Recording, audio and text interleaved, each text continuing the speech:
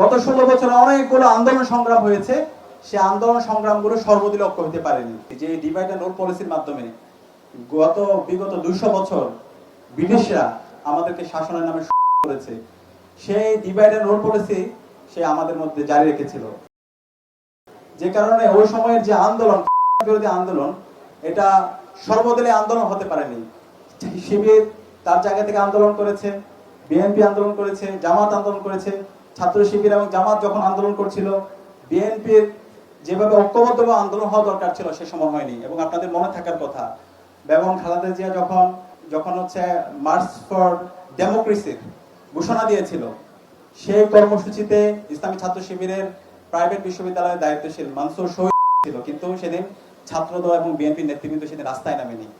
অথবা 5 মে সাপ্লাই যে হয়েছিল, সেই সময় যদি বাংলাদেশের মুক্তিকামী ছাত্র জনতা এবং রাজনৈতিক দল সেদিন নামতো, তাহলে এর পরের দিনে হাসিনা হয়ে যেত।